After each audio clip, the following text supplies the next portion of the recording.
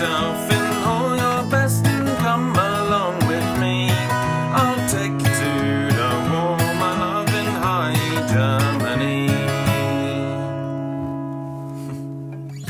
Hello everyone and welcome to my tutorial of High Germany, a traditional song, and this is Martin Carthy's arrangement from his 1965 debut album. I thought this would be a really good one for beginners to basically play along to some folk songs, really learn a great pluck strum sort of method in the right hand and get their fingers around some easy chords. Martin plays this with a capo on the 4th fret, but we're just going to learn this without the capo because it's a simple shapes that you all know and love and you might not have a capo. So it's, to begin with, the intro sounds like this.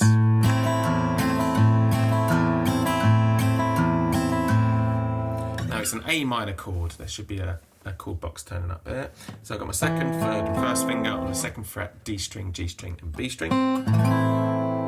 And what we're doing is we're picking out the root note, A, strumming on a downstroke on beat 2, a very light upstroke, and then we're picking out the E, which is the 5th of an A minor chord. So we're picking out the low E, and then another strum, and a very light upstroke. So we get A, E, A, E, A, E, A, E.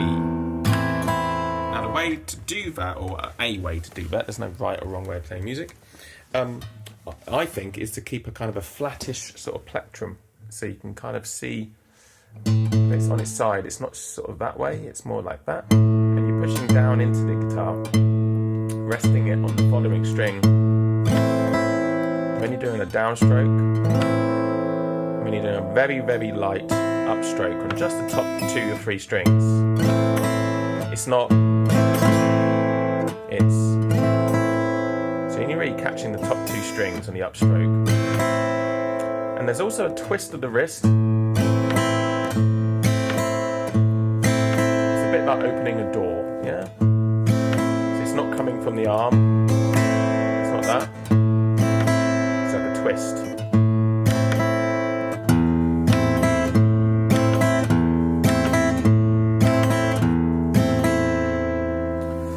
And this is really to accent beats 2 and 4.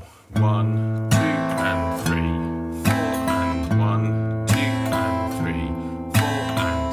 Beats 2 and 4 should be strong, and the ands of those beats, 2 and 4 and, should be light. Like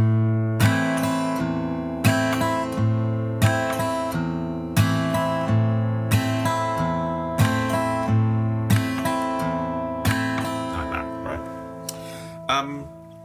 So that's essentially the entire sort of approach to the song, and then we just need to work out some chords. So we're going to learn it in 4-bar structures. So the first 4 bars sounds like this.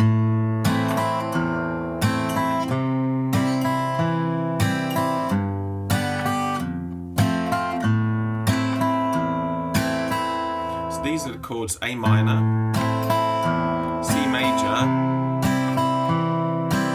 G, F, A minor.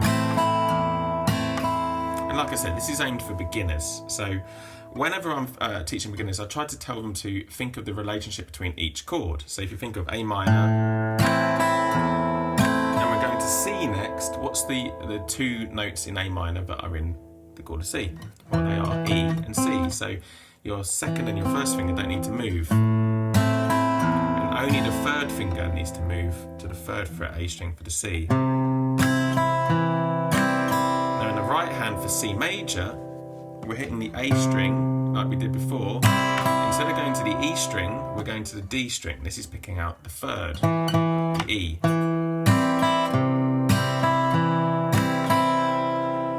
Then there's a relationship kind of between C and G, and that's the shape really. So this shape with this 3rd and 2nd finger is essentially the same as G.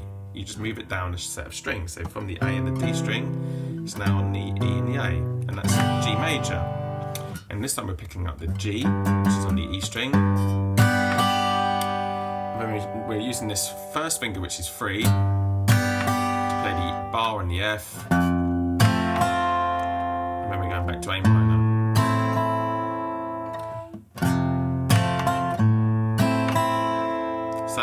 1, 2, 3, 4. So A minor, E in the bass, C major with just that third finger, D in the bass, D, F, and then back to the A minor with the E in the bass.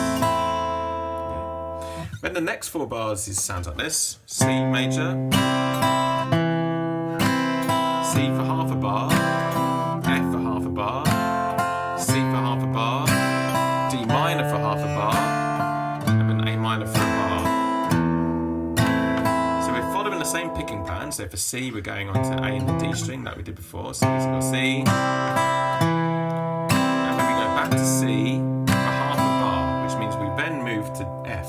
Now, the relationship between C and F is C, the third finger. So don't move that third finger and let's put down the bar. We're going back to C, so don't move that third finger. And then you can take this second finger and shift it down, and then take this little pinky or your third finger, whichever one you feel comfortable, for D minor, and then shift that back to A minor. Let's try that. 1, 2, 3, 4. So C major with A in the bass, and then the D string, and then move into F with the third finger held down. Keep that third finger held down to D minor, and then down to A minor. Then it's basically the same sort of thing again, except for we start on C this time. So we go C, C,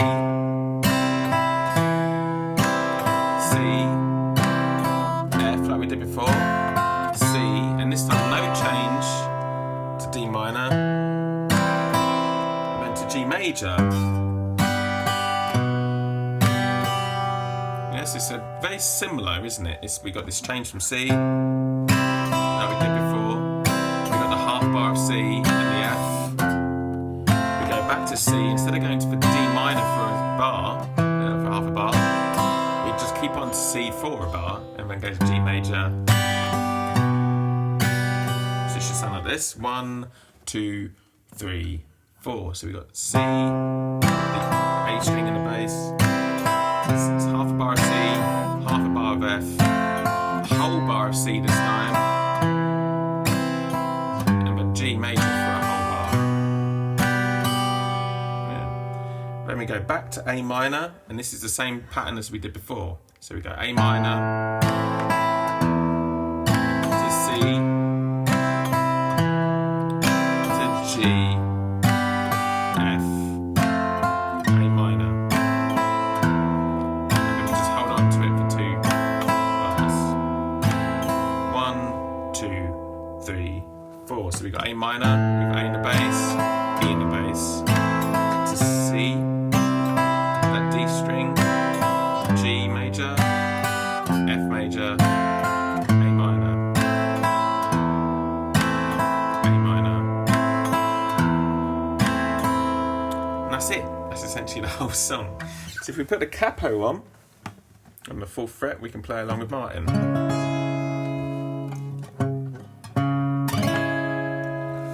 So I'll just shout out the chord changes and we'll play it together. I'm going to say the same chord shapes as we did before, because if I start saying C sharp minor and G sharp minor, it's just going to do your head in. So here we go. So 1, 2, 3, 4. So it's the A minor shape for the intro.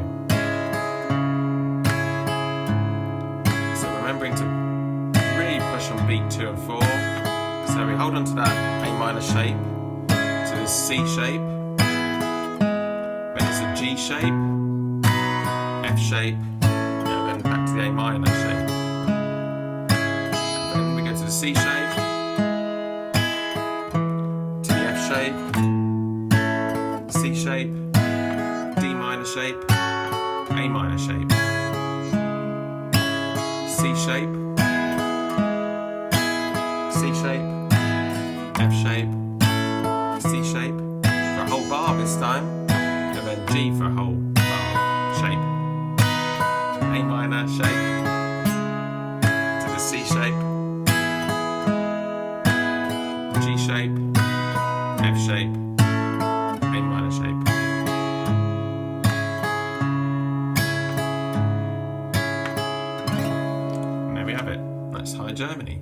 fairly simple but really effective strumming pattern and chord sequence. So have fun with that. Really work on this pluck strum and really work on the lightness of the upstroke and the strength of the downstroke, and you get that groove.